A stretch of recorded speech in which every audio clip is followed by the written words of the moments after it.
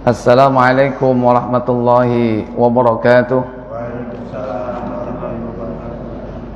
Innal hamdalillah nahmaduhu wa nasta'inuhu wa nastaghfiruh wa na'udzu billahi min sururi anfusina wa min sayyiati a'malina.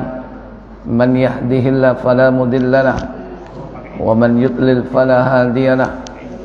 Wa asyhadu an la ilaha illallah wahdahu la syarika lahu wa asyhadu anna Muhammadan abduhu wa rasuluhu la nabiyya ba'da.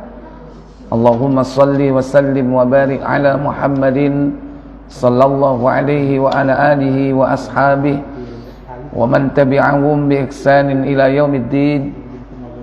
Amma ba'd.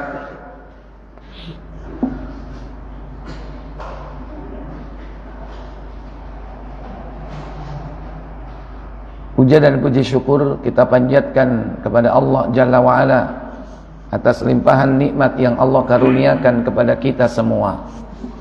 Semoga salawat dan salam selalu tetap tercurah kepada junjungan kita Nabi besar Muhammad sallallahu alaihi wasallam. Demikian pula untuk keluarga beliau, keturunannya, para sahabatnya dan seluruh pengikutnya hingga tibanya hari kiamat. Ikhwatal iman, a'azzani Allah wa iyyakum. Bapak Ibu, saudara-saudari yang dirahmati Allah tabaraka wa taala. Hari ini kita akan melanjutkan pembahasan kitab Hisnul Muslim, masih seputar yakni keutamaan atau faidah dari zikir dan doa sampai kepada nomor 41 sekarang. Al-Hadiyatu wal Arba'un, 41. Anna dzikra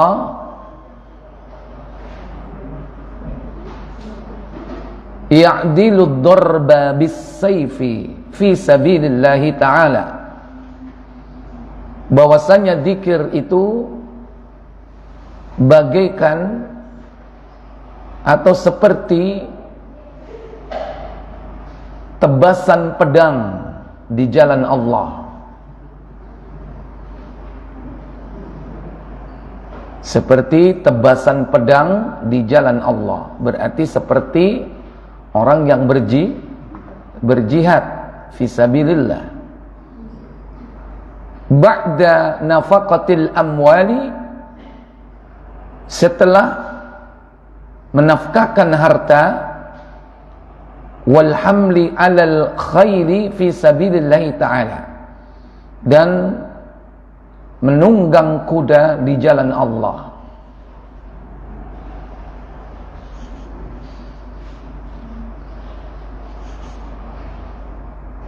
Jadi zikir ini seperti orang yang menebaskan pedangnya di jalan Allah. Yang dimaksud yakni membunuh orang kafir dalam jihad fi sabilillah. Dan hal itu memiliki keutamaan, bahkan lebih utama setelah menafkahkan harta. Menafkahkan harta di sini, menafkahkan harta di jalan Allah. Dan yang kedua, menunggang kuda di jalan Allah, yaitu berjihad. Sama. Karena menafkahkan harta dan menunggang kuda itu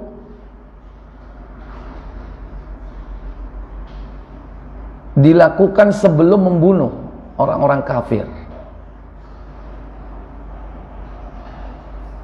Artinya bahwa membunuh orang kafir itu memiliki pahala. Menebaskan pedang di jalan Allah untuk tegaknya agama Allah menumpas orang-orang kafir itu terjadi setelah orang menafkahkan hartanya di jalan Allah. Karena orang jihad itu dia nafkahkan hartanya di jalan Allah. Dia menebaskan pedangnya di jalan Allah karena dia punya pedang. Dan pedangnya itu dibeli dengan harta, dinafkahkan hartanya di jalan Allah, salah satunya yaitu untuk membeli peralatan perang. Kalau tidak punya harta untuk membeli peralatan perang, tentu dia tidak akan menebaskan pedangnya, karena dia nggak punya duit untuk beli pedang. Demikian pula untuk berjihad di jalan Allah ada sarana. Sarana yang dimaksud di sini adalah yakni kuda yang ditunggangi di jalan Allah dalam medan perang. Berarti sarana apa nih? Transportasi yang menghubungkan antara rumahnya dengan medan perang. Dan bahkan kudanya itu dipakai di medan perang. Tentu mereka yang memakai kuda, dia harus memiliki senjata. Karena tidak mungkin dia berperang naik kuda tanpa senjata.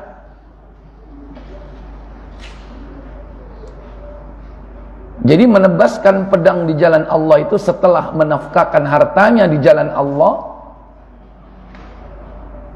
dan menunggang kuda di jalan Allah. Menafkahkan harta di jalan Allah memiliki keutamaan. Pertama disebutkan di dalam surah Al-Baqarah,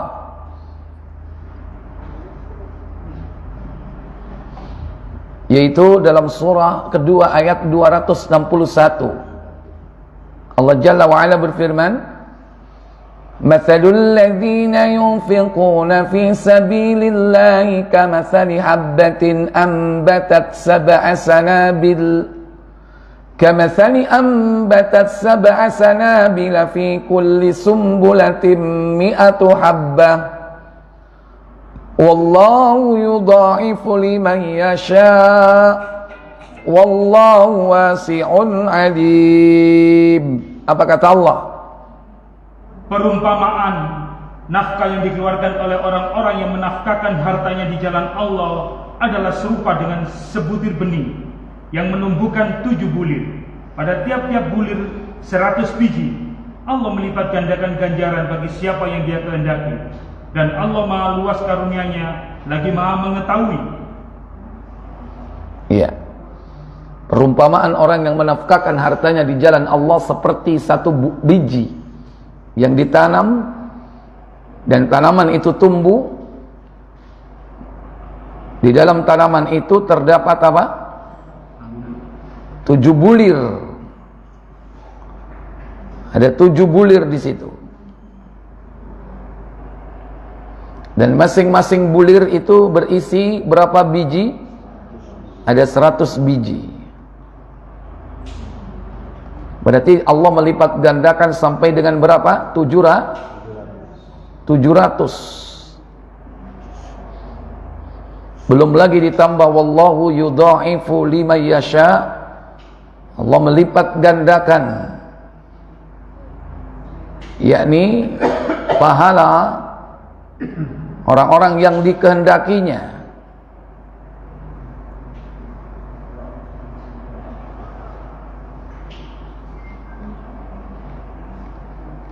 Kemudian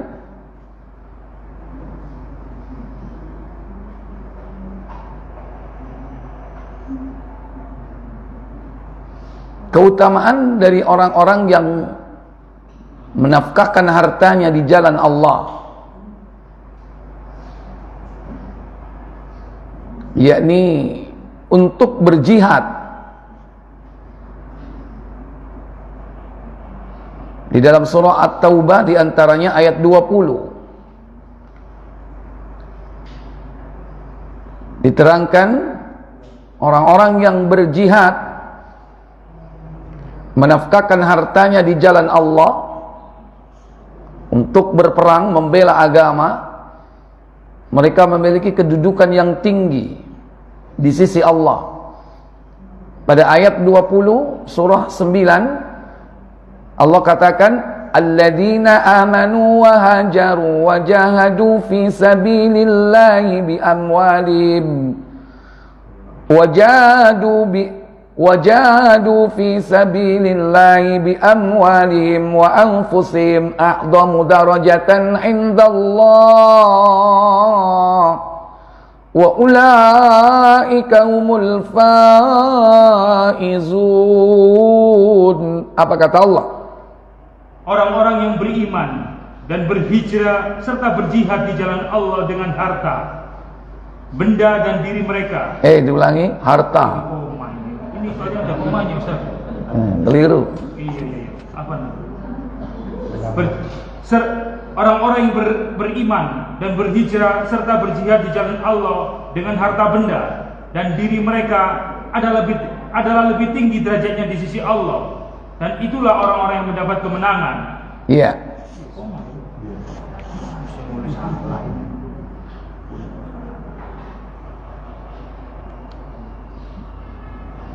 Baik. Sebetulnya itu seandainya dikasih koma pun tidak salah ya. Ya. Karena bisa jadi harta itu adalah dalam jenis alat tukar, uang. Atau yang bisa diserupakan dengannya. Adapun benda di situ yakni lebih spesifik. Benda di situ yakni perlengkapan perang. Harta, benda. Benda di situ yang berkaitan dengan perang. Senjata misalnya, alutsista. Adapun harta itu bisa mencakup uang, bisa mencakup bahan makanan ya untuk konsumsi, termasuk untuk yakni ini segala kebutuhan-kebutuhan yang berkaitan dengan makanan dan minuman yang dia harus beli ya. Makanya di situ dipisahkan menjadi satu item yang berdiri sendiri. Tapi umumnya orang menyebut harta benda itu jadi satu frase atau satu kata, harta benda. Tapi bisa dipisah menjadi sesuatu yang berdiri sendiri, harta kemudian benda. Tapi kalau dalam bahasa Arabnya tetap jadi satu kalimatnya, bi amwalihim, yaitu dengan harta benda, harta gitu aja ya, bi amwalihim. Dalam ayat yang ke-22 sama di situ ya. Jadi perintah untuk berjihad dengan harta dan jiwa. Di sini tidak disebutkan benda walaupun kalimat ayatnya sama. Infiru khifafan wa thiqalan wajahidu bi amwalikum wa anfusikum fi sabilillah. Afwan. Surat At-Taubah cuman ayatnya yang beda. Ayatnya 41.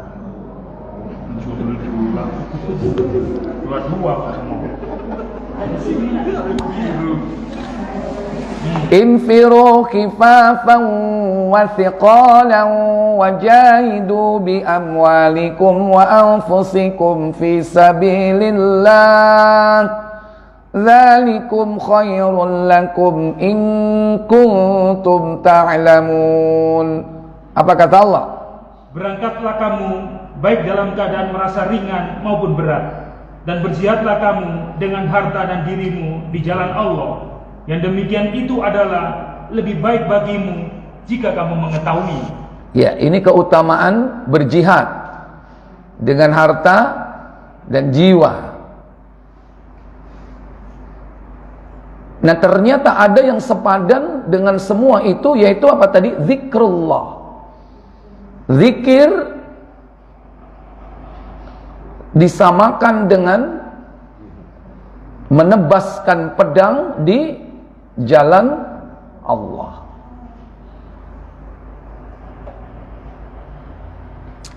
Artinya orang yang berzikir itu berarti sedang menghadapi musuh. Dan musuh besarnya adalah syaitan dan hawa nafsu. Makanya orang yang berzikir berarti sama dengan orang yang berperang. Dia menghadapi musuhnya yang nyata, yaitu syaitan.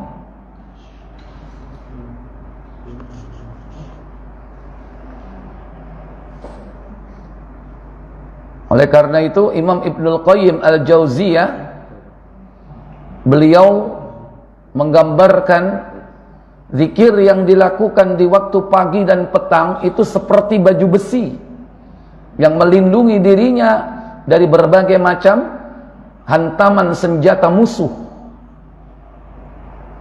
dari pedang, tombak, panah. Itu baru zikir pagi petang.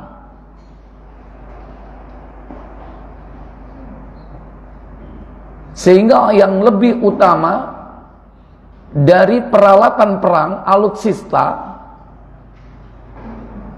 yakni manusia-manusia yang berada di balik semua itu. Canggihnya peralatan perang tidak ada artinya jika orang-orang di baliknya itu orang-orang yang lalai dari zikir. Makanya manusia itu lebih penting daripada senjata. Senjata maksudnya di sini adalah senjata fisik. Karena senjata itu tidak ada artinya jika di baliknya hanya ada sekedar orang-orang yang lalai dan lupa dari Allah. Maka ada sebuah slogan, apa itu? The man behind the gun. Apa itu arti ini? Apa rek? Bantuan bahasa Inggris iki urusanmu itu.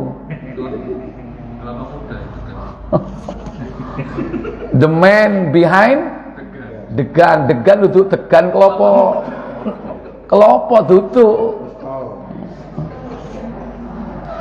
Di balik senjata itu ada manusia yang memanfaatkan, mengoperasikan, memakainya.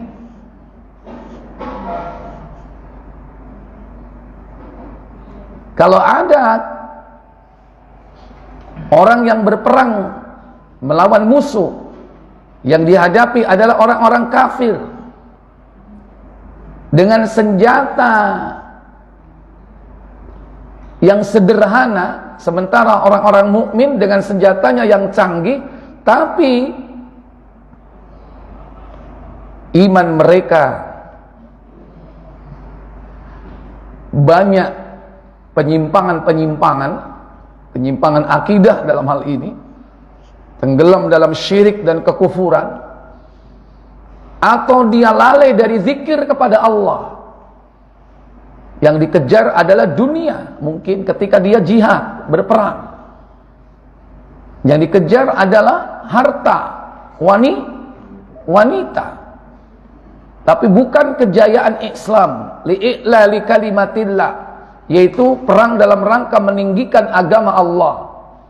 Maka bersiaplah, dia akan memenuhi kekalahan. Makanya Umar bin Khattab mengatakan, kalian itu dimenangkan bukan karena persenjataan.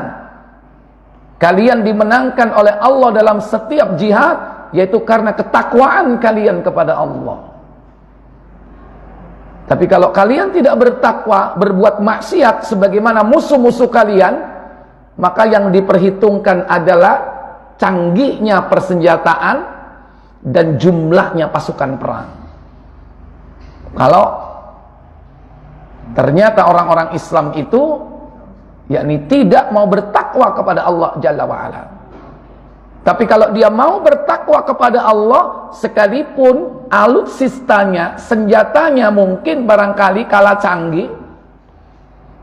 Yang kedua, jumlahnya sedikit, tapi kalau orang-orang yang ada dalam pasukan perang kaum muslimin itu adalah orang-orang yang bertakwa, pasti Allah akan memenangkan. Dan itu dalam sejarah peperangan Islam selalu terbukti. Ketika Daud berperang melawan Jalut, Daud bersama rajanya yaitu Talut, sedikit jumlahnya. Demikian pula ketika Rasulullah menghadapi orang kafir Quraisy, 1000 jumlah orang-orang kafir, sementara kaum muslimin hanya sekitar 300-an. Sehingga Allah Jalla wa'ala memenangkan kaum muslimin karena ketakwaannya. Maka Allah berfirman, kam min fi'atin qalilatin ghalabat fi'atan katsiratan biiznillah. Berapa banyak golongan yang kecil mampu mengalahkan golongan yang besar biiznillah, atas izin Allah. Kenapa Allah memberi izin? Karena mereka bertakwa kepada Allah Jalla wa'ala. Di antara bentuk ketakwaan itu adalah zikrullah, selalu ingat kepada Allah, lisannya berzikir, dan demikian pula perbuatannya tidak menyimpang dari syariat, tidak berbuat maksiat. Itu berarti dia zikrullah, ingat Allah, dan selalu taat kepada Allah. Itu berarti zikrullah, ingat Allah.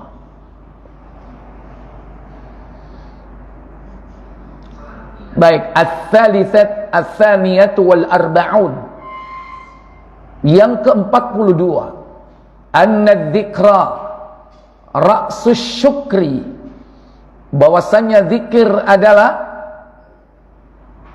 penghulunya rasa syukur, puncak dari rasa syukur. Itu dengan senantiasa mengingat Allah. Karena dengan mengingat Allah, seseorang itu mewujudkan rasa syukurnya atas segala nikmat yang Allah berikan kepadanya. Fama syukrullahi ta'ala man lam yadhkurhu. Tidaklah orang bersyukur kepada Allah, tidaklah dikategorikan syukur kepada Allah, yaitu orang-orang yang tidak berzikir kepadanya, orang-orang yang tidak mengingatnya, mengingat Allah. Orang kalau sudah lupa kepada Allah, berarti orang itu enggak syukur. Sekalipun kalimatnya mengucapkan syukur, syukur,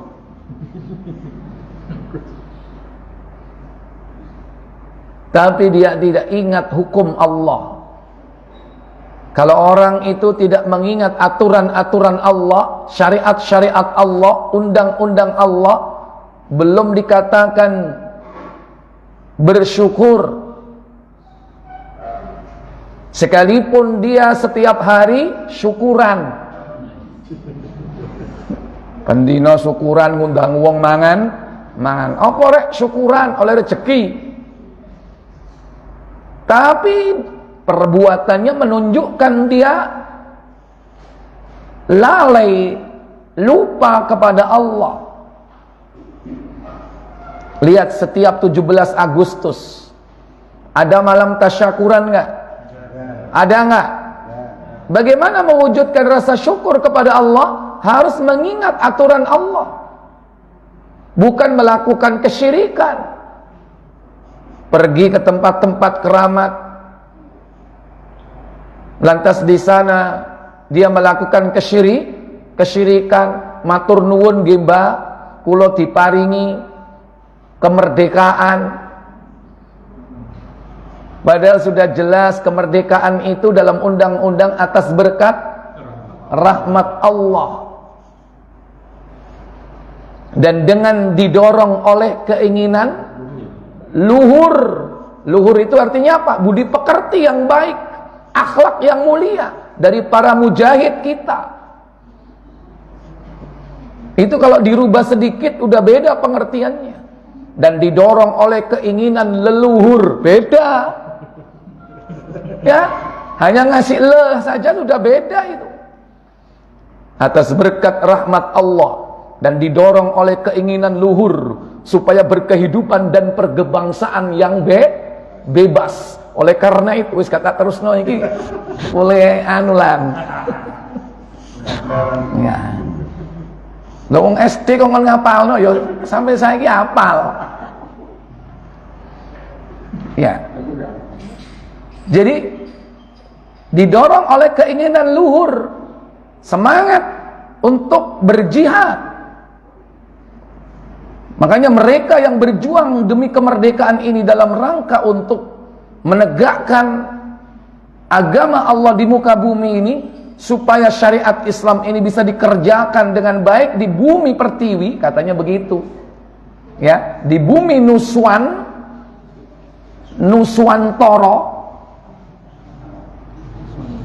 Nusantara, ya. Maka mereka adalah para mujahid,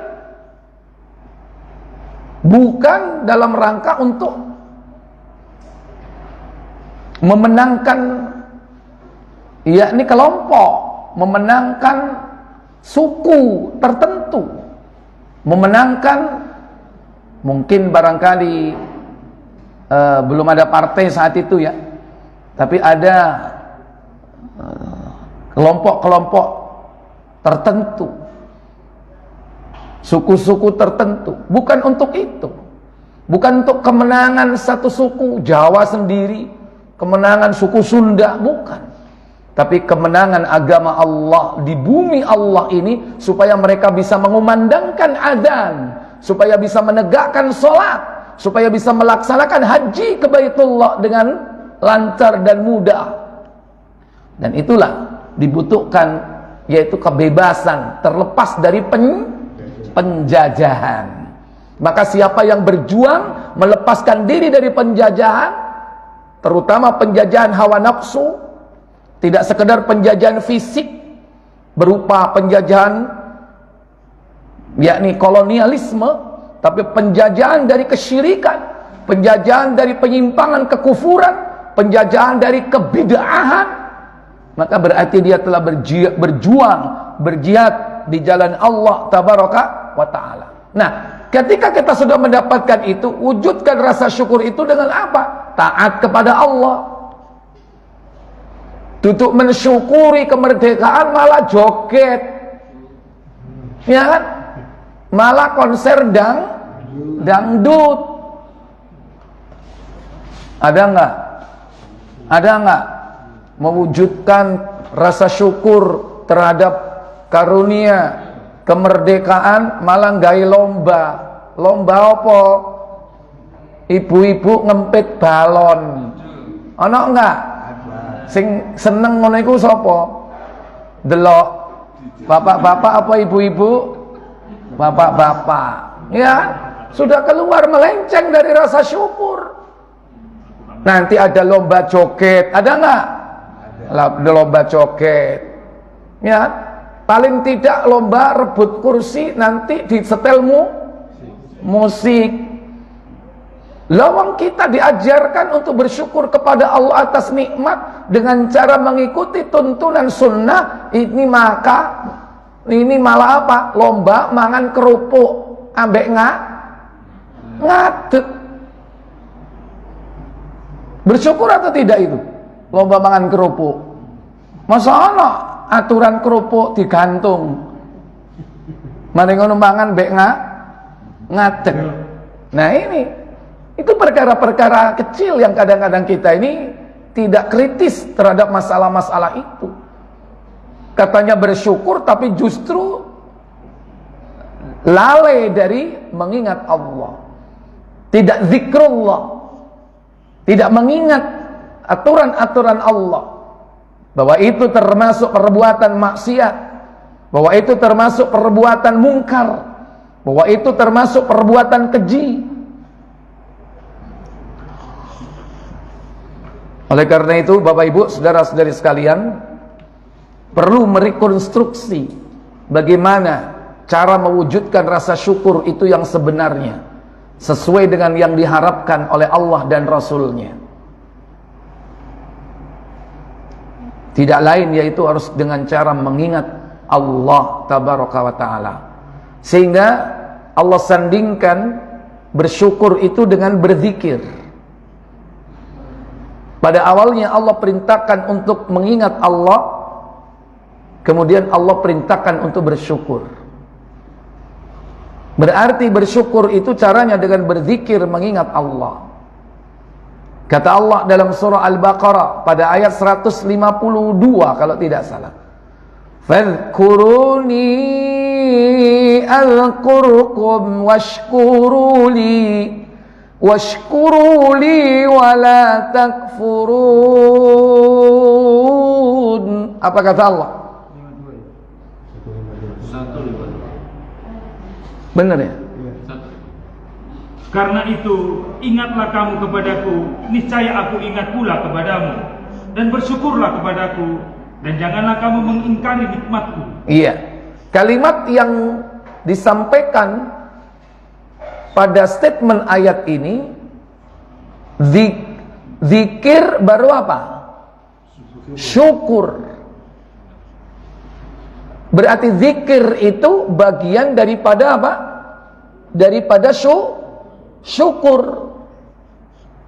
Az-zikru minasyukri.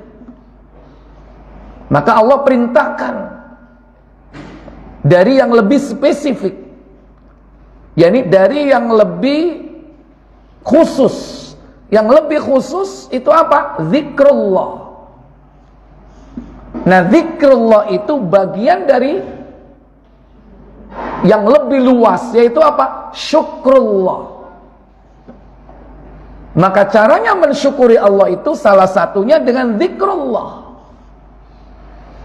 Maka Allah katakan fadhkuruni, maka ingatlah kepadaku, azkurkum, niscaya aku ingat kepadamu, washkuruli, dan bersyukurlah kepadaku,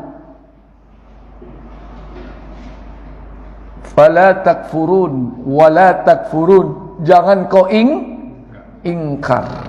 Berarti orang yang tidak berzikir termasuk orang yang ingkar, tidak mau bersyukur kepada Allah Jalla wa'ala. Karena zikir itu bagian daripada syukur.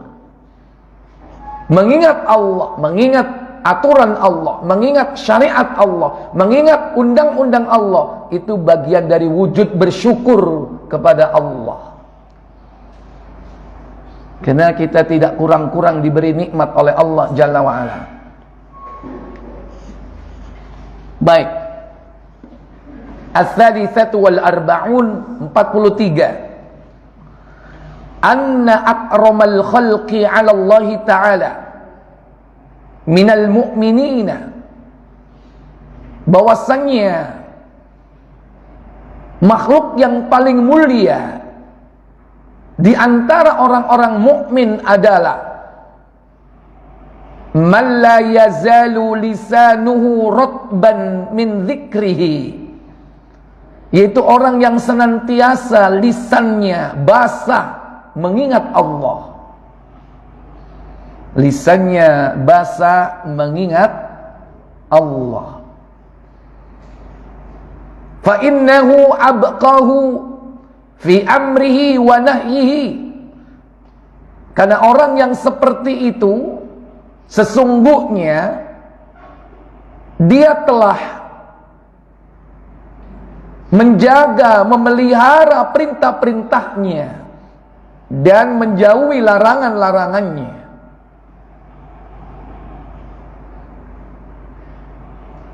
Wa ja'ala dzikrahu syi'aruhu, dan orang seperti itu telah menjadikan zikirnya sebagai syiar Allah, sebagai syiar Allah. Wat taqwa, dan juga menjadikan zikirnya sebagai bentuk ketakwaan. Aujabat lahu dukhulal jannah, maka wajib baginya memasuki surga Allah. Wan najatu minan nari, dan terbebas dari neraka. Ikhwatal iman, a'azzakumullah. Makhluk yang paling mulia adalah makhluk yang selalu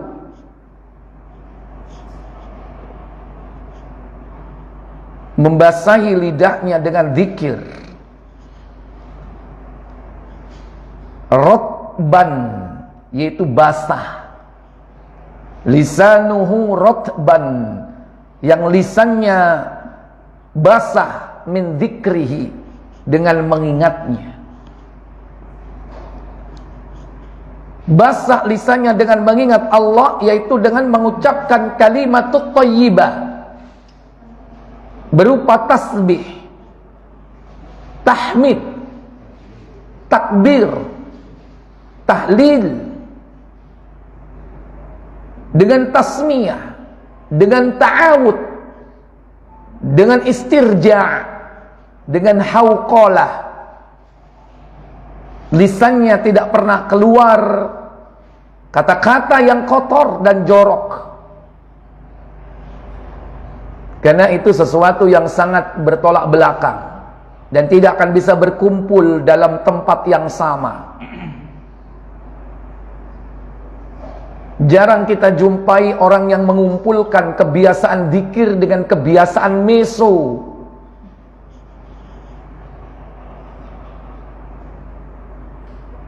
Ono enggak mari istighfar, mari ngono meso. So. Hah? Habis melihat mendapatkan kenikmatan, alhamdulillah. So. Ada enggak orang yang mengumpulkan seperti itu? Jarang, atau bahkan kita tidak pernah menjumpainya. Karena itu bertolak belakang, tidak akan berkumpul di hati yang sama. Karena tidak akan berkumpul kelembutan dengan kekerasan dalam hati. Karena ucapan-ucapan sumpah serapah, ucapan yang kotor itu menunjukkan apa? Kerasnya hati. Sementara zikir itu menunjukkan lembutnya hati. Semakin diperbanyak hatinya, semakin lembut.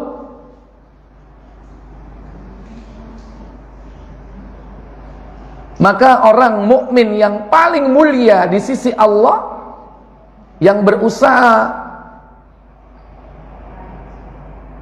lidahnya ini basah dengan zikrullah. Bukan hanya kalimatut thayyibah, tapi juga al-amru bil ma'ruf, mengajak kepada yang baik, wan nahyu 'anil munkar, mencegah berbuat mungkar. Demikian pula termasuk mengajak manusia kepada kebenaran. Ud'u ila sabili rabbika, kata Allah. Ajaklah manusia itu menuju kepada jalan Rabbmu bil hikmati, dengan hikmah, wal mau'izatil hasanah, dengan mau'izah. Apa mau'izah? Nasihat yang baik, mau'izatul hasanah. Termasuk lisan yang berzikir itu adalah lisan yang dipakai untuk memberikan nasihat-nasihat yang baik. Maca ngono ka oleh. Wong wedok iku kudu izin wong lanang, ngojak bludas bludus ming. Nasihat disampaikan kepada teman-temannya. Gak boleh wanita keluar rumah tanpa izin suami. Diberi nasihat. Udahlah, kita gak usah ngomongin orang. Kita aja belum tentu tidak melakukan hal seperti itu. Bisa jadi suatu saat kalau kita dalam kondisi iman ini drop, kita bisa melakukan perbuatan yang sama walaupun kita tidak menginginkan. Makanya kita tidak perlu membicarakan aib orang lain. Udahlah, ayo kita bicara yang lain aja. Termasuk apa ini? Nasihat. Zikir atau tidak itu? Zikir. Dan itu merupakan yakni syiar Allah. Menjadikan zikir itu sebagai syiar. Wong iku lho rek, nek ngomong pelit, nek gak penting gak ngomong, nek gak ditutuk gak muni. Maksudnya kalau gak diajak dulu bicara dia diem. Tapi mbo iku senengane umi. Lah opo iku? Cak sampean kok umi terus? Iya aku iki biasa no lisanku iki cek gak ngomong sing gak manfaat. Makanya tak sibuk no ambil zikir, sering-sering maca istighfar. Ternyata gerakan bibirnya itu adalah zikir.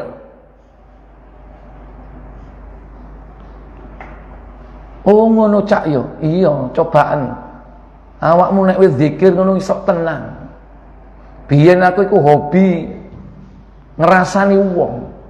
Sakjeke aku biasa no zikir mbek lisan iki, suwe aku wis ninggalno rasan.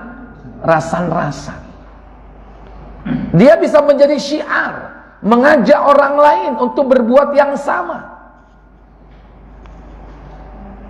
Bukan zikir yang diucapkan bareng-bareng bersama-sama, sementara tidak ada tuntunan dianggap syiar, bukan.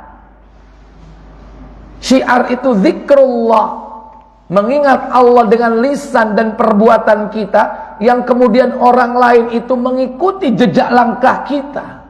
Itu merupakan syiar. Wa ja'ala dzikrahu syi'aruh. Di sini disebutkan dan menjadikan zikirnya itu menjadi syiar Allah. Memang ada zikir-zikir yang merupakan syiar yang dilakukan bersama-sama. Maka kita lakukan karena ada tuntunan. Allahu Akbar, Allahu Akbar, Allahu Akbar. Syiar atau tidak itu? Syiar. Diucapkan dengan keras. Bahkan banyak orang-orang mengucapkan bersama-sama. Karena itu merupakan di antara tuntunan syiar Islam. Labbaik Allahumma labbaik, labbaik la syarika laka labbaik. Zikir atau bukan itu? Zikir. Syiar atau bukan? Syiar. Menjadikan zikir itu sebagai syiar. Dan kenapa diucapkan dengan keras? Karena dicontohkan oleh Nabi dan para sahabat. Tapi kalau tidak ada contoh mengucapkan dengan cara seperti itu, dengan suara yang keras, dengan bersama-sama satu suara, maka cukup zikir itu kembali kepada ajaran Al-Quran dalam surah Al-A'raf, surat ke-7 ayat 205. وَاذْكُرْ رَبَّكَ فِي نَفْسِكَ تَضَرُّعًا وَاذْكُرْ رَبَّكَ فِي نَفْسِكَ تَضَرُّعًا وَخِيفَةً وَدُونَ الْجَهْرِ مِنَ الْقَوْلِ بِالْغُدُوِّ وَالْآصَالِ وَلَا تَكُن مِّنَ الْغَافِلِينَ. Apa kata Allah? Dan sebutlah nama Rabb-Mu dalam hatimu dengan merendahkan diri dan rasa takut, dan dengan tidak mengeraskan suara di waktu pagi dan petang, dan janganlah kamu termasuk orang-orang yang lalai. Maka orang yang berzikir mengingat Allah, dia termasuk kategori orang-orang yang bertakwa kepada Allah Jalla wa'ala. Begitu dia melakukan perbuatan dosa, langsung dia ingat Allah. Zakarullaha. Dia ingat kepada Allah. Dan ketika setelah ingat kepada Allah, Orang yang beriman itu segera dia mohon ampun kepada Allah, yaitu dengan minta kepada Allah ampunan dengan mengucapkan istighfar. Makanya orang-orang yang bertakwa itu disifati dengan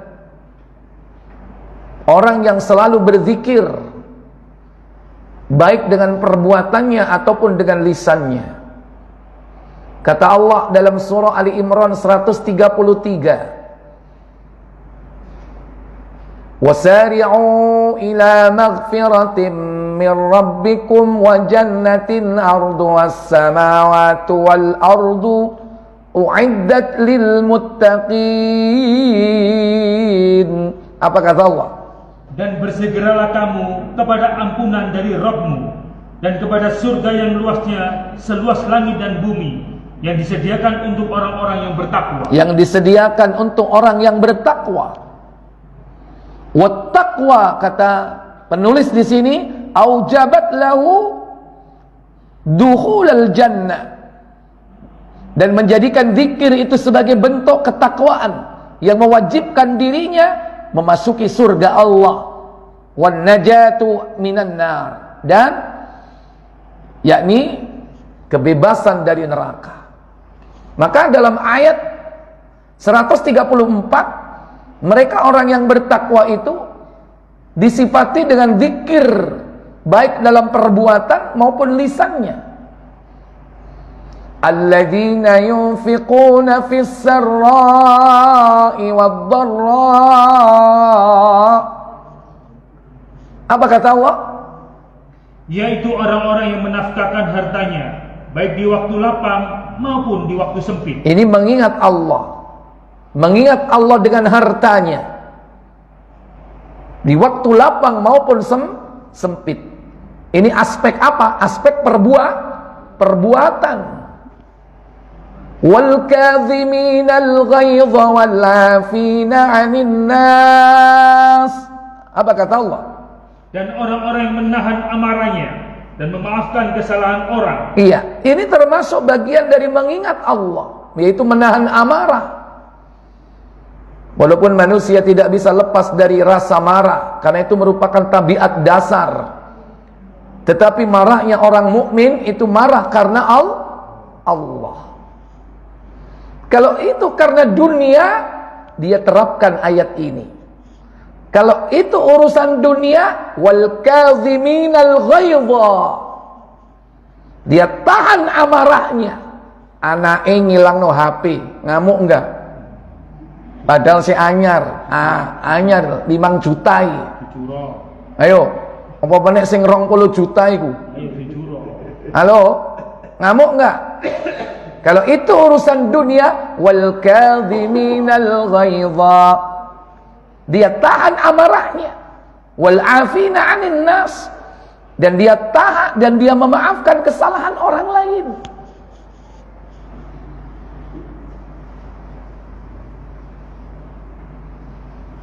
Bojone sing wedok mecahno apa iki? Piring wis biasa panek piring. Iki regane larang, Gucci, tinggalane dinasti Mong. Ono ya? Ada. Hah? Ming apa Mong? Mong. Iya kan, karena mungkin suaminya hobi mengkoleksi barang-barang antik. Dia hunting kemana-mana, dapat peninggalan dinasti Tang, ya kan? Maring dinasti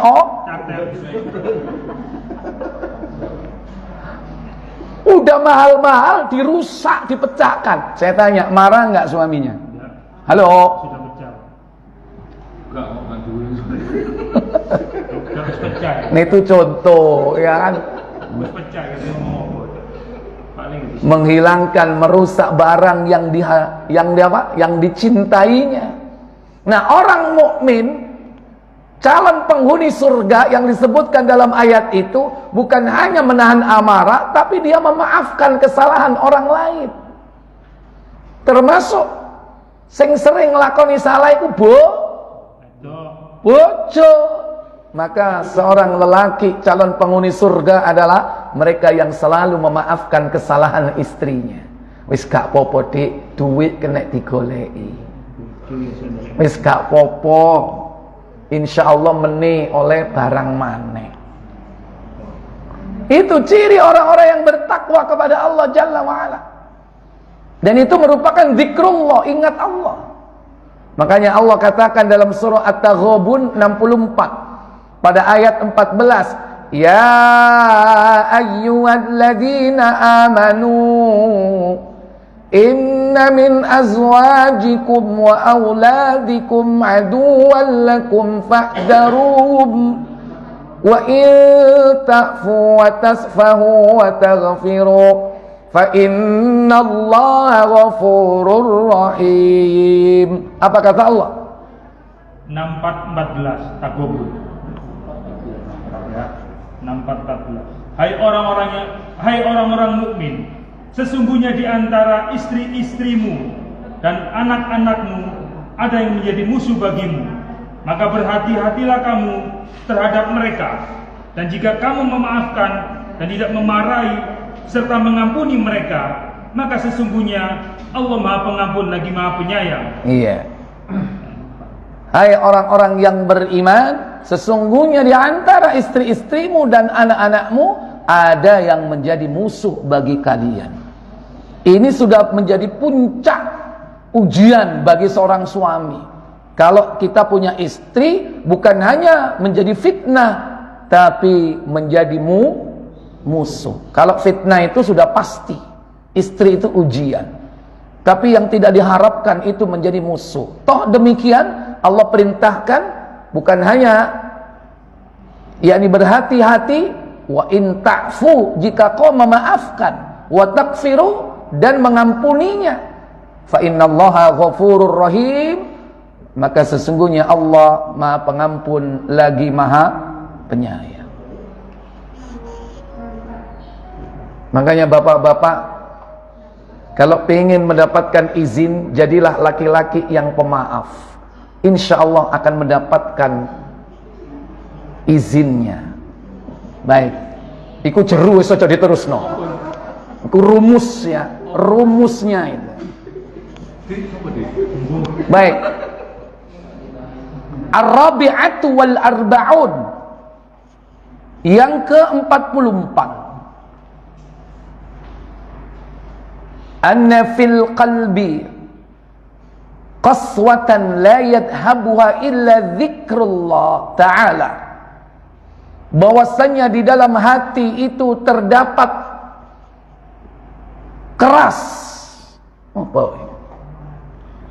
Sesuatu yang keras. Tabiat dari hati itu dia bisa menjadi keras. La yadhabuha, dan al-qaswah itu, kekerasan itu tidak akan bisa hilang illa zikrullah, kecuali dengan mengingat Allah Jalla wa'ala.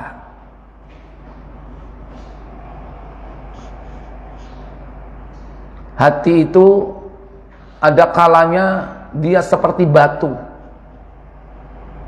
bahkan lebih keras dari batu. Sementara batu itu sendiri kadang dia bisa pecah dan hancur, bahkan memancarkan air. Kata Allah dalam surah Al-Baqarah, surat kedua ayat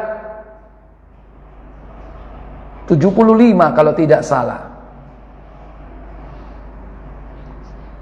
Thumma qasat qulubukum min ba'di dzalika fahiya kal hijarah aw ashaddu qaswah. Ayat berapa itu? Ayat 74 ya, qaswah. Thumma qasat qulubukum min qulubuhum atau qulubukum? Iya. Thumma qasat qulubukum min ba'di dzalika fahiya kal hijarati aw ashaddu qaswah. wa inna minal hijarati lama yatafajjaru minhul anhar wa inna minha lama yashaqqaqu fayakhruju minhul ma' wa inna minha lama yahbitu min khasyatillah wa mallahu bighafilin amma ta'malun. Apa kata Allah? Kemudian setelah itu hatimu menjadi keras seperti batu, bahkan lebih keras lagi. Padahal di antara batu-batu itu sungguh ada yang mengalir sungai-sungai daripadanya, dan di antaranya sungguh ada yang terbelah, lalu keluarlah mata air daripadanya, dan di antaranya sungguh ada yang meluncur jatuh karena takut kepada Allah, dan Allah sekali-sekali tidak lengah dari apa yang kamu kerjakan. Iya. Ini tamsil gambaran orang-orang yang sudah lalai dari zikrullah, sehingga ketika mereka lalai dari zikrullah, hatinya menjadi keras. Makanya kadang awak dewi sering ngelono wong, watu angel kandanane, padahal sing ngomong dhewe apa? Padha watune. Ya, malah watune maling atos ya kan. Apa batu yang paling keras di muka bumi ini apa? Bukan, Pak. Iya, batu permata ya. Ada batu permata yang keras itu. Itu kalau mengukur kekerasannya dengan apa itu, Pak? Ya, wallahu a'lam. Ada alat ukurnya, sehingga tingkat kepadatan dari, tingkat kerapatan dari molekul atau yang ada di dalam unsur batu itu bisa diukur kekuatannya. Ini. Padahal pada umumnya batu-batu yang kita lihat di muka bumi ini itu bisa memancarkan mata air. Mata air bisa keluar dari gunung, dari batu cadas. Kadang batu itu hancur. Karena apa? Terkena tetesan air, bisa berlubang ya. Dan ada kalanya batu itu takut kepada Allah Jalla wa'ala. Dia meluncur jatuh dari tempat yang tinggi karena dia takut kepada Allah, karena merasa dia berada di atas, di tempat yang tinggi. Karena dia tunjukkan takutnya kepada Allah, batu itu akhirnya jatuh, pengen berada di tempat yang rendah, bersimpuh di hadapan Allah. Itu watu padahal. Lu menungso kadang-kadang nek wis sampai kepada puncak, berada di menara Gading, wah, lupa. Ya. Makanya sampai ada istilah lupa apa? Daratan ya. Artinya dia berada di di dataran yang tinggi, bukan di lautan. Ya, kelem. Ikhwatal iman, a'izzakumullah. Qala rajulun, berkata seorang laki-laki, lil Hasanil Basri, kepada Imam Hasan Al-Basri. Ini seorang tabi'in ya, yang bernama Hasan Al-Basri rahimahullahu ta'ala. Kata seseorang itu kepada Imam Hasan Al-Basri, ya Aba Sa'id, wahai Abu Sa'id. Ini kunyah dari beliau, kunyahnya Abu Sa'id. Ashku ilaika qaswata qalbi, aku mengadukan kepada dirimu tentang kerasnya hatiku. Kata Imam Al-Hasan Al-Basri, adzibhu bidzikri, lembutkan, cairkan. Kalau di sini adzibhu itu cairkan dia, lembutkan dia dengan zikir, mengingat Allah Jalla wa'ala. Jadi dengan mengingat Allah, hati itu akan menjadi lunak, akan menjadi lembut. Makanya nek duwe bojo atos atine kudu disangoni apa? Disangoni zikir. Mas, aja lali zikir. Iki sampean waca ya. Disangoni apa? Buku-buku doa dan zikir. Iki apa ae iki? Lho iki sunnah iki, nek sampean ngamalno iki, sampean isok sakti. Bujuk ana ngono gak apa-apa. Ya. Sampean isok sakti. Lho teko sapa? Iki teko ustadku iki. Tibai isine apa? Isine zikir pagi petang. Sakti gimana? Sakti dalam arti Allah akan melindungi. Bagaikan apa tadi? Baju besi. Dan banyak itu kasus-kasus yang terjadi, orang yang diselamatkan oleh Allah karena dia apa? Istiqomah membaca zikir pagi petang. Ada kisah di Saudi itu kan, seorang gadis SMP tingkatan ya umur SMP itu mau diperkosa, Allah lindungi karena apa? Dia rajin membaca zikir pagi petang. Dimasukkan ke dalam bagasi mobil, dibawa ke tempat sepi. Begitu pintunya dibuka nggak bisa dibuka. Akhirnya dia pergi ke bengkel untuk buka pintu itu. Ternyata tukang kuncinya juga nggak bisa. Akhirnya dia sarankan kepada siapa? Ahli ruqyah. Diruqyah dulu, dibacakan zikir, ya. Kemudian ternyata bisa dibuka pintu bagasi mobil itu. Selamat atau tidak? Selamat itu. Kenapa orang yang mau berbuat jahat itu takut? Karena seandainya mobil itu nggak bisa dibuka di tempat yang sepi, suatu saat akan diketemukan dengan mayat yang ada di dalamnya kan? Pasti siapa pemilik mobil ini akan ketangkap. Sehingga dia akan pasti dipenjara, bahkan bisa jadi dihukum mati. Makanya pergi ke tempat bengkel, akhirnya ngaku kalau dia ini di dalamnya ada seorang wanita. Dia mau berbuat jahat, akhirnya dia nggak jadi berbuat jahat, dan wanita ini dilindungi. Dan ketika ditanya apa yang kau amalkan, setiap hari pagi habis subuh setelah asar senantiasa mendawamkan bacaan zikir ma'thur dari Nabi SAW. Dan itu yang terkenal dengan zikir, yakni sobahan wa masaan.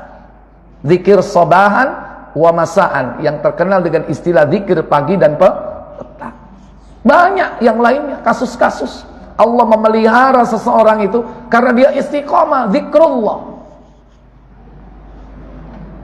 Nah, kita bukan hanya berharap pemeliharaan dari Allah, tetapi yang lebih utama, yang menjadi umumnya manusia ketika hidup di dunia ini, bergesekan dengan dunia, hati itu menjadi apa? Keras. Ndelok konco sukses, lu wis iso tuku iki, mulai atos. Lu kok sok ngono, aku kok gak iso, mulai, ya kan? Nah, kerasnya itu harus dilunakkan dengan zikrullah, mengingat Allah. Al-khamisatu wal arba'un, yang ke-45, anna dzikra shifaa'un lil qalbi wad dawa'uhu. Bahwasanya zikir adalah shifaa'un, penyembuh, penawar, lil qalbi, terhadap hati, wa dawa'uhu, dan juga obatnya hati. Ada syifa, ada dawa. Kalau dawa itu obat, kalau syifa itu penyembuh atau penawar. Zikir ada kalanya dia menjadi obat. Kalau kita lihat, kita analogikan dengan obat. Obat itu masih ada dua kemungkinan. Kemungkinan sembuh, kemungkinan tidak sembuh. Itu obat. Sama seperti obat-obat kita sehari-hari. Gak mesti wong ngombe obat waras. Tapi kadang ono ngombe obat tambah loro. Mungkin salah memberikan diagnosa, atau mungkin salah memberikan resep. Tapi yang jelas bahwa umumnya obat itu terbuat dari bahan kimia, yang tentu tidak jarang ada side effect atau efek samping atau kontraindikasi dan sebagainya. Ya. Tapi beda dengan yang namanya syifa. Syifa itu kalau kita pakai pasti sembuh. Karena arti dari syifa itu adalah penyembuh atau penawar. Makanya di dalam Al-Quran ada istilah syifa, dan itu istilah yang dipakai untuk Al-Quran. Karena Al-Quran disebut dengan syifa, apa? Penawar, penyembuh. Buka Al-Isra, yaitu pada ayat yang ke-82, insyaallah.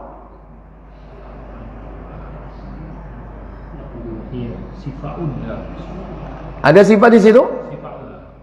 Wa nunazzilu minal Qur'ani ma huwa shifaa'un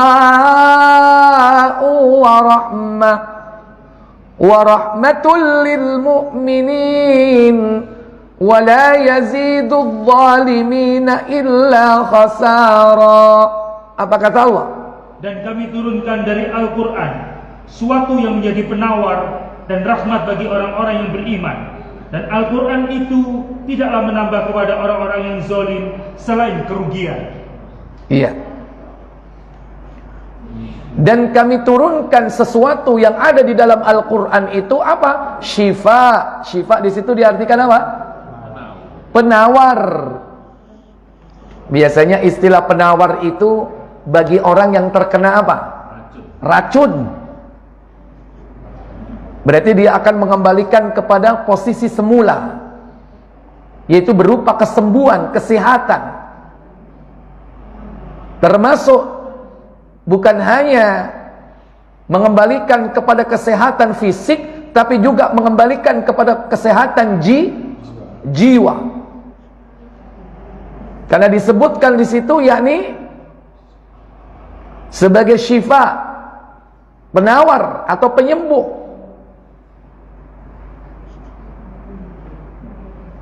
Di dalam ayat yang lain Allah menyebut kata-kata syifa pada surah Fussilat, surah ke-41 pada ayat 44. Walau ja'alnahu Qur'anan a'jamiyyan laqalu laula fussilat ayatuh a'jamiyyun wa arabiyyin.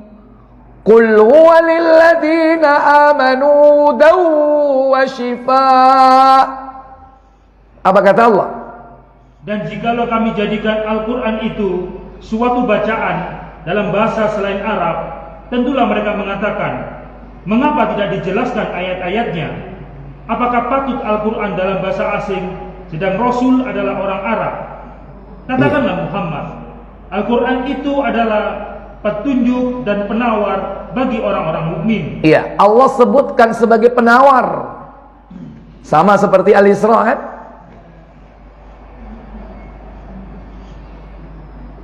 Demikian pula Allah menyebut syifa diartikan sebagai penyembuh.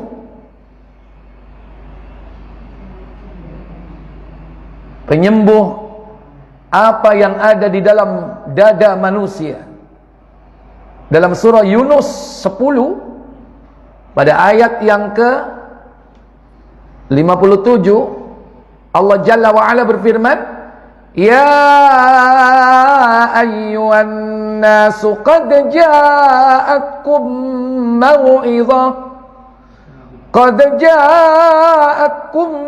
maw'idatum min rabbikum wa shifaa'un lima fis suduri wa hudan wa rahmatul lil mu'minin. Apa kata Allah? Hai manusia, sesungguhnya telah datang kepadamu pelajaran dari Rabb-Mu dan penyembuh bagi penyakit-penyakit yang berada dalam dada, dan petunjuk serta rahmat bagi orang-orang yang beriman. Syifa'un, Penyembuh. Penyembuh apa? Lima fis sudur, apa yang ada di dalam dada. Pertanyaannya, apa yang ada di dalam dada? Hati manusia. Kalau qalbu itu jantung, juga ada di dalam dada. Benar? Dada atau perut kalau itu? Dada. Kalau qalbun itu jantung, ada di dalam rongga dada atau rongga perut? Dada ya? Rongga dada. Sebelah mana? Kanan apa kiri? Kiri. Ya. Dan juga bukan hanya qalbun, tapi apa? Fuadun. Apa fuad? Hati nurani. Hati yang abstrak. Hati yang tidak ada wujud fisiknya. Yang kalau orang ketika merasa sakit hati, dia akan menunjuk sakitnya di sini. Dia menunjuk kemana? Sakitnya di sini, dia menunjuk ke batuk apa ke dengkul? Halo? Ke dada. Yang dimaksud di situ di mana itu? Di dada itu yang dimaksud apa? Hati. Hati yang apa? Fuad. Hati nurani.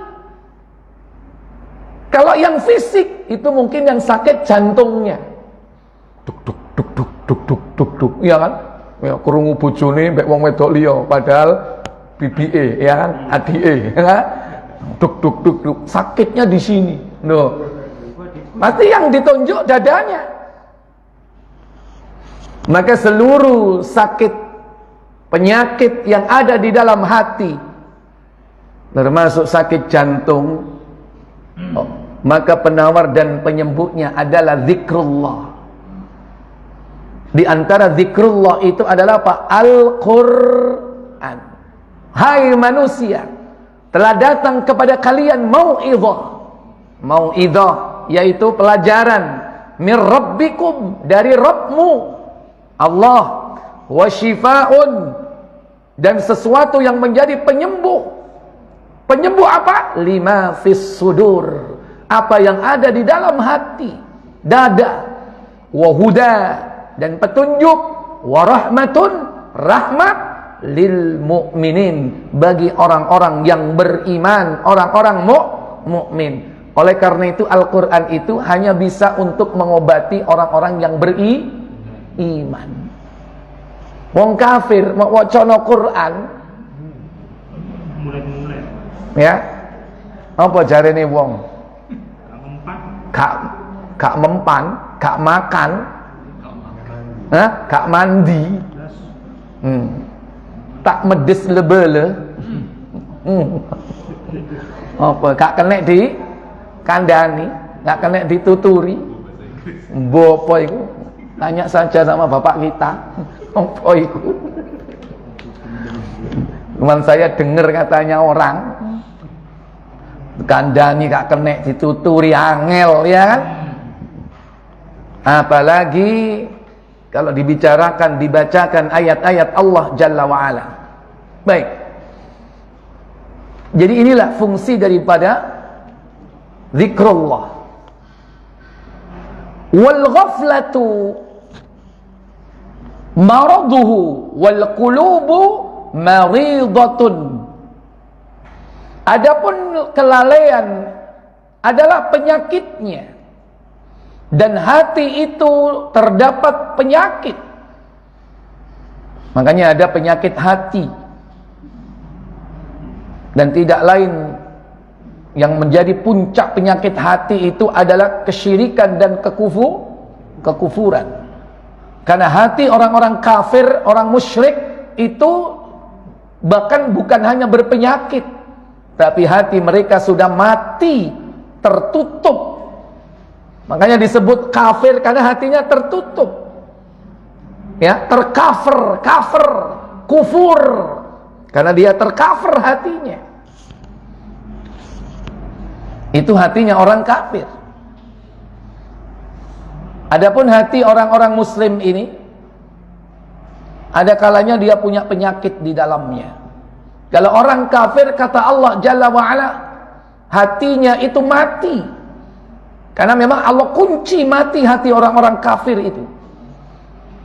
Kata Allah dalam Al-Baqarah ayat yang ke-6, Innal ladzina kafaru sawa'un 'alaihim a'anzartahum am lam tunzirhum la yu'minun.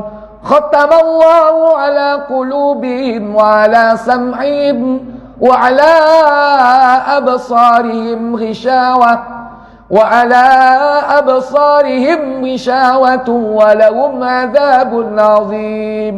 Apa kata Allah? Sesungguhnya orang-orang kafir sama saja bagi mereka.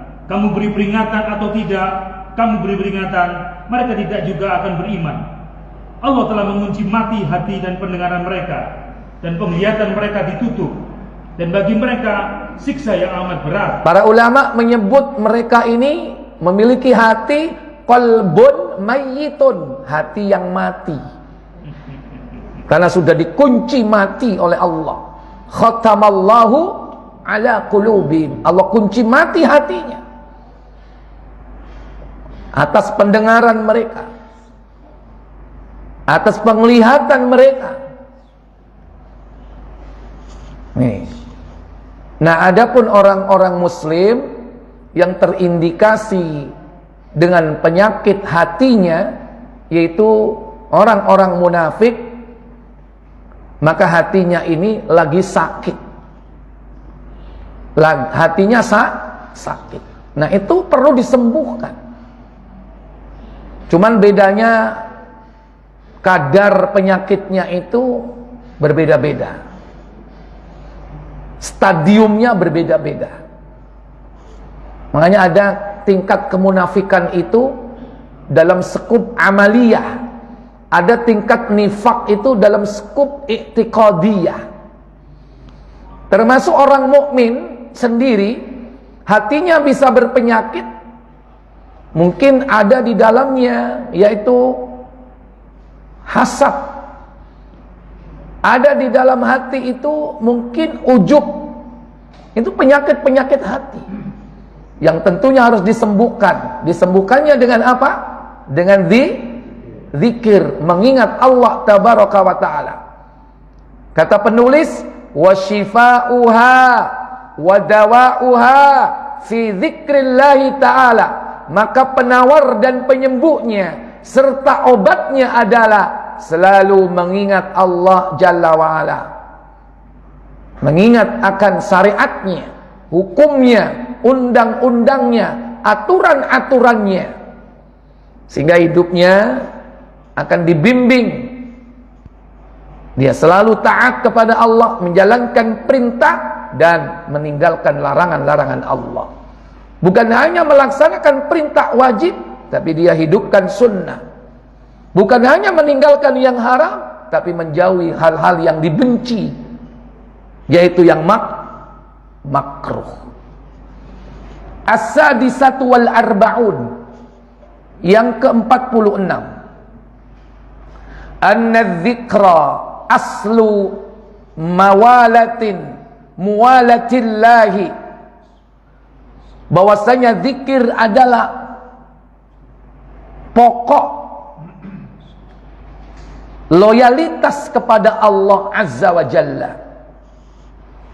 pokok dari kewalian, pokok dari loyalitas kepada Allah. Wal ghaflatu, sedangkan kelalaian, aslu mu'adatihi, pokok dari permusuhan kepada Allah. Orang kalau sudah lalai dari Allah, dia akan bisa menjadi musuhnya Allah.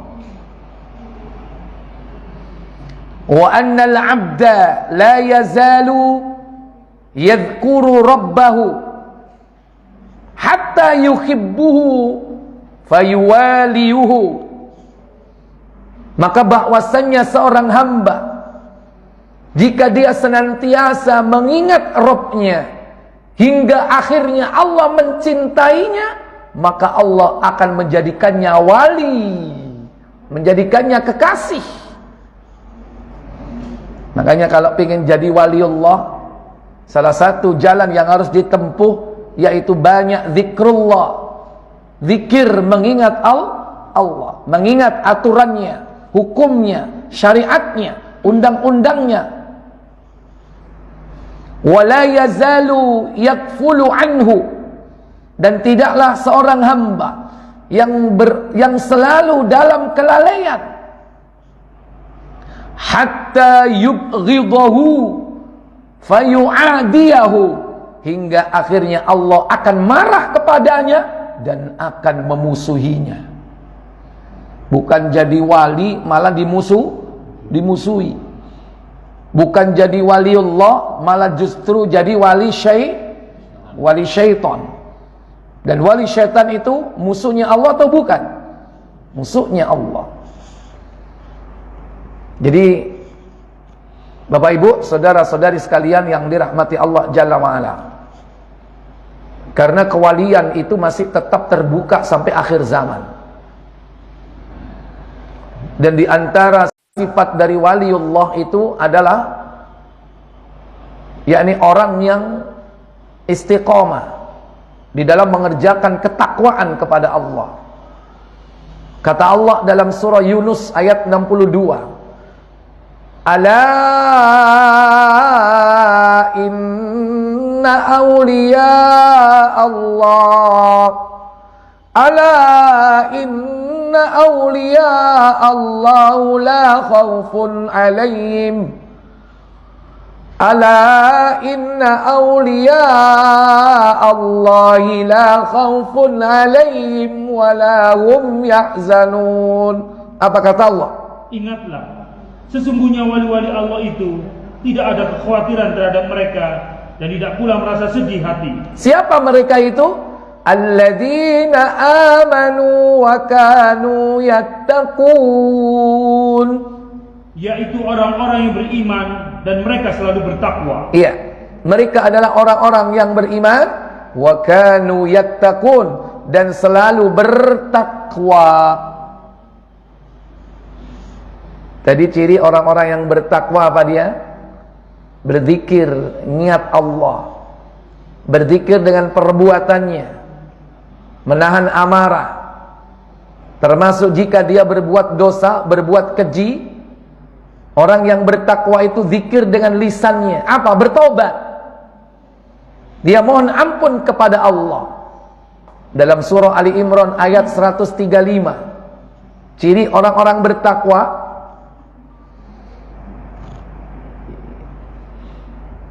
وَالَّذِينَ إِذَا فَعَلُوا فَاحِشَةً أَوْ ظَلَمُوا أَنفُسَهُمْ ذَكَرُوا اللَّهَ فَاسْتَغْفَرُوا لِذُنُوبِهِمْ وَمَنْ يَغْفِرُ الذُّنُوبَ إِلَّا اللَّهُ وَلَمْ يُصِرُّوا عَلَى مَا فَعَلُوا وَهُمْ يَعْلَمُونَ. Apa kata Allah? Dan orang-orang yang apabila mengerjakan perbuatan keji atau menganiaya diri sendiri, mereka ingat akan Allah. Zakarullah, mereka ingat kepada Allah. Lantas lisannya mengucapkan apa? Lanjut. Lalu memohon ampun terhadap dosa-dosa mereka. Fastaghfaru lidzunubihim, dia mohon ampun kepada Allah. Lisannya mengucapkan kalimat istighfar, astaghfirullah, atau rabbighfirli wa tub alayya innaka antat tawwabur rahim, atau dia ucapkan Allahumma anta rabbi la ilaha illa anta khalaqtani wa ana abduk wa ana ala ahdika wa wa'dika mastata'tu a'udzu bika min syarri ma sana'tu abu'u laka bi ni'matika alayya wa abu'u bi dhanbi faghfirli fa innahu la yaghfirudz dzunuba illa anta. Apa itu bacaan, Bu? Sayyidul istighfar. Lisannya mengucapkan kalimat istighfar. Ini ciri dari orang yang bertakwa. Dia mengingat Allah. Makanya pokok daripada zikir, pokok daripada kewalian atau loyalitas kepada Allah itu adalah zikrullah. As-sabi'atu wal arba'un, yang ke-47. Annahu mastajallabat ni'amallahi ta'ala, bahwasannya zikir itu dapat mendatangkan nikmat Allah.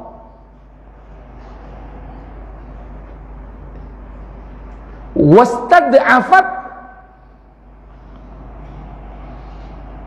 niqmahu bimithli dzikri. Tidak ada yang dapat mendatangkan nikmat Allah Ta'ala dan dapat mencegah siksa Allah Ta'ala selain daripada atau seperti zikir mengingat Allah. Saya ulang, bahwa tidak ada sesuatu yang dapat mendatangkan nikmat Allah dan tidak ada sesuatu yang dapat menghalangi, mencegah siksa Allah sebagaimana zikir mengingat Allah. Jadi zikir ini dapat mendatangkan apa? Nikmat. Dan dapat mendatangkan yakni penghindari atau penghindaran dari berbagai macam siksa. Fadzikru jallabalin ni'am, maka zikir itu mendatangkan nikmat, dafa'alin niqam, dan mencegah siksa. Qala ba'dus salaf, maka berkata sebagian dari para ulama salaf, ma aqbahul ghafla an dzikri man lam yaghfulu an birikki. Tidak ada perkara yang merupakan seburuk-buruk kelalaian dari mengingat Allah, melainkan orang yang lupa kepada orang yang melainkan orang yang lupa kepada zat yang senantiasa tidak pernah berhenti memberi nikmat. Jadi seburuk-buruk orang yang lalai adalah orang yang melupakan zat yang setiap saat memberikan nikmat. Bendino dikei ambil Allah, dikei nafas, dikei urip, dikei nikmat yang tidak kurang-kurang, tapi justru manusia melupakannya.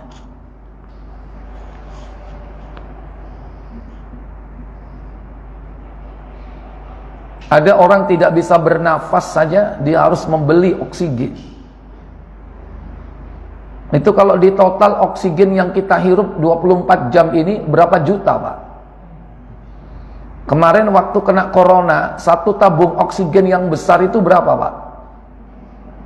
Halo? Isinya tok, walaupun isinya tok. Hah? 20. Sing gede itu sing cilik, yang besar. 20.000. Oh, harganya enggak tahu. Harga oksigennya itu. Isi ulang kan waktu taruh 50.000. Ya kan, isinya tok. Sehari berapa tabung itu? Taruh mungkin 10. Berarti berapa, Pak? 500.000. Lah kita hidup udah berapa tahun, Pak? Dan kita mendapatkan oksigen itu gratis, Pak. Dan Allah tidak pernah menariknya. Ikhwatal iman a'izzakumullah. Artinya Allah itu nggak kurang-kurang memberi kita tiap hari nikmat, oksigen, air ludah. Nikmat nggak itu, Pak? Nikmat kon gak duwe dusara kon. Iya kan? Kayak sok mangan nek ngelek ya Allah. Nikmat.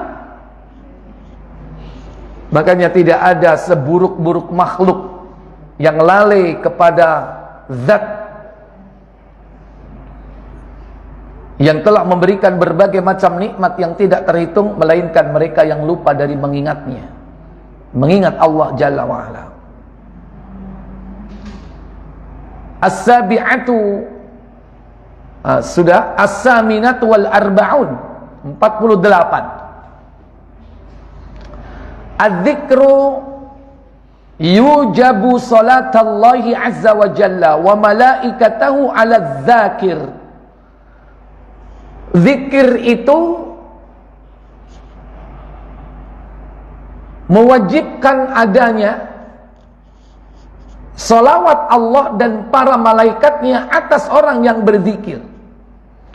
Maksudnya zikir itu akan menghasilkan, akan membawa seseorang itu kepada rahmat Allah berupa salawat dari Allah dan para malaikatnya. Maka orang yang berzikir itu akan diberi salawat. Diberi salawat itu diberi rahmat. Kalau Allah bersalawat kepada Nabi, Allah merahmati Nabi. Kalau malaikat itu bersolawat kepada Rasulullah, artinya malaikat itu memintakan ampunan, istighfar. Solawatnya malaikat istighfar. Solawatnya Allah adalah rahmat Allah kepada Nabi Muhammad. Nah, kita juga demikian. Orang yang berzikir, dia akan mendapatkan yakni rahmat dari Allah dan permintaan ampun dari malaikat. Wa man shalla alaihi Allahu wa malaikatuhu faqad aflah. Maka barang siapa yang bersolawat, yang mendapatkan solawat dari Allah dan malaikatnya, maka dia akan mendapatkan keberuntungan. Wa faza kullal fawzi, dan dia akan mendapatkan yakni kesuksesan dari segala macam bentuk kesuksesan.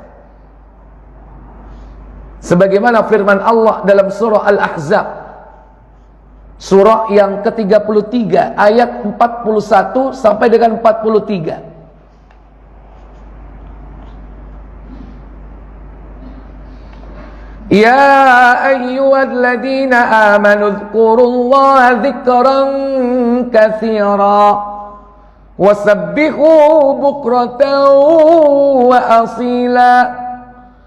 Huwallazi yusalli 'alaikum wa malaikah. Apa kata Allah?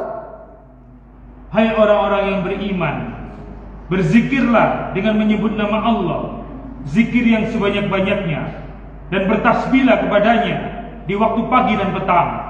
Dialah yang memberi rahmat kepadamu, dan malaikatnya memohonkan ampun untukmu. Iya.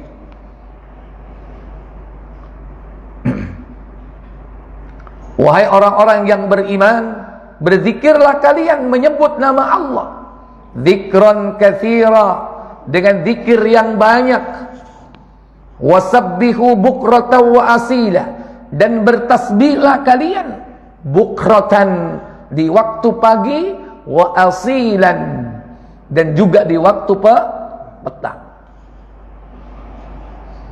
Kemudian pada ayat yang ke-43 Allah katakan, huwallazi yusalli 'alaikum wa malaikatuhu. Dialah yang memberikan rahmat kepadamu, dan malaikatnya pun memohonkan ampunan untukmu. Jadi salawat Allah adalah rahmat. Salawat malaikat adalah istighfar. Liyukhrijakum minadh-dhulumati ilan nur, yang mengeluarkan kalian dari kegelapan menuju kepada cahaya yang terang. Wa kana bil mu'minina rahima, dan dialah yang maha penyayang lagi maha penyayang terhadap orang-orang yang beriman. At-tasi'atu wal arba'un, yang ke-49. Anna man sya'a ayyaskuna riyadhal jannati falyastawtinu majalisal dzikri fa innaha riyadul jannah. Bahwasannya siapa yang menghendaki untuk menempati taman-taman surga, maka hendaklah dia menempati majelis-majelis zikir.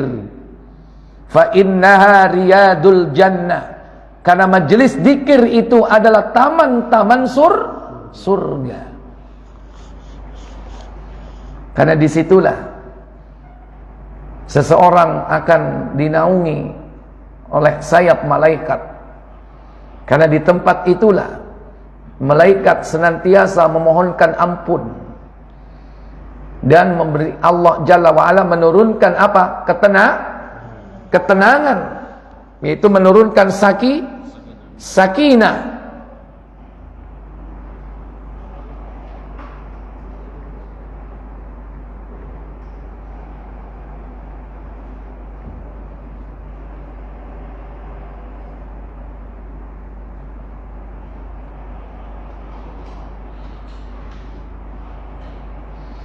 Buka surat At-Taubah ayat 26.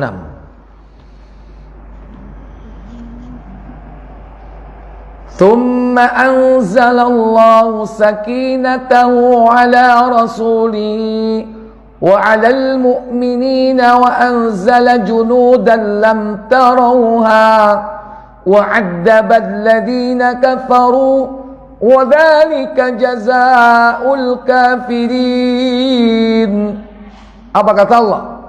Kemudian Allah menurunkan ketenangan kepada Rasulnya dan kepada orang-orang yang beriman. Dan Allah menurunkan bala tentara yang kamu tiada melihatnya. Dan Allah menimpakan bencana kepada orang-orang yang kafir. Dan demikianlah pembalasan kepada orang-orang yang kafir. Iya.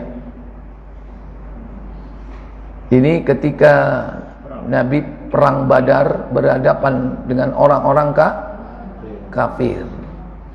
Allah Tabaraka wa Ta'ala menurunkan ketenangan dalam hati mereka. Dan Allah memberikan bala bantuan berupa apa?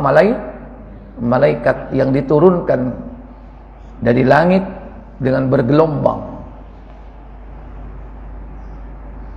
Di dalam ayat yang lain, yakni surah Al-Fat pada ayat yang keempat, karena mereka adalah orang-orang yang dekat dengan Nabi, berada di majelis Nabi. Karena majelis Nabi itu adalah majelis ilmu, majelis di zikir. Maka Allah turunkan ketenangan dalam hati orang-orang mukmin.